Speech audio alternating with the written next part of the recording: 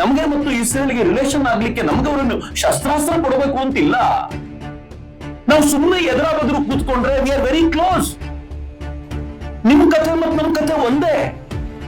ಇವತ್ತಿಗೂ ನಿಮ್ ಕಥೆ ಮತ್ತು ನಮ್ ಕಥೆ ಒಂದೇ. ಯಾಕೆ ಅಂತಂದ್ರೆ ನೀವು ಯಾರನ್ನು ಫೈಟ್ ಮಾಡ್ತಿದ್ದೀರೋ ನಾವು ಅವರನ್ನ ಫೈಟ್ ಮಾಡ್ತಿದ್ದೀವಿ. ಯಾರೋ 4 ಜನರಿಗೆ ನೋವಾಗುತ್ತೆ ಅಂತಂದ್ರೆ ನನ್ ಜೊತೆ ಕಷ್ಟ ಕಾಲದಲ್ಲಿ ನಿಂತ್ಕೊಂಡ ಇಸ್ರೇಲ್ ನ ಬಿಟ್ಕೊಡ್ಲಿಕ್ಕಾಗತ್ತ?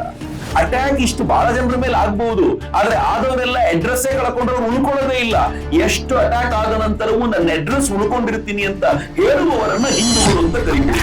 ಎಷ್ಟು ಅಟ್ಯಾಕ್ ಆದ ನಂತರವೂ ನಾನು ಉಳ್ಕೊಳ್ತೀನಿ ಅಂತ ಹೇಳುವವರನ್ನ ನೀವು ಜೀವಸ್ಗಳಂತ ಕರೀಬಹುದು ಅಂತ.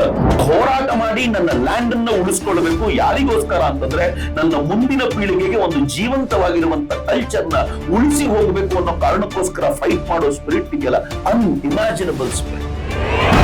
ನಿಮ್ ಕತೆ ನಮ್ ಕತೆ ಒಂದೇ. ಯಾಕೆ ಅಂತಂದ್ರೆ ಅಮೆರಿಕ ಯಾವ ಕಾರಣಕ್ಕೋಸ್ಕರ ನಿಮ್ಮನ್ನು ಬಳಸ್ಕೊಳ್ತಾ ಇದೆಯೋ ಅಮೆರಿಕ ಅದೇ ಕಾರಣಕ್ಕೆ ನಮ್ಮನ್ನು ಬಳಸ್ಕೊಳ್ತಿದ್ದೆ. ವಿ ಆರ್ ಸೇಮ್ ಪ್ಲಾಟ್ಫಾರ್ಮ್ ಅಲ್ಲಿ.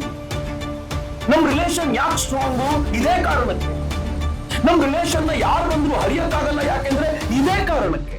And they love us like anything. ಯಾಕೆ ಅಂತಂದ್ರೆ ಎಂತ ಕಷ್ಟ ಕಾಲದಲ್ಲೂ ಭಾರತ ನಮ್ ಕೈ ಬಿಡಲಿಲ್ಲ ಅನ್ನೋ ಕಾರಣಕ್ಕೆ.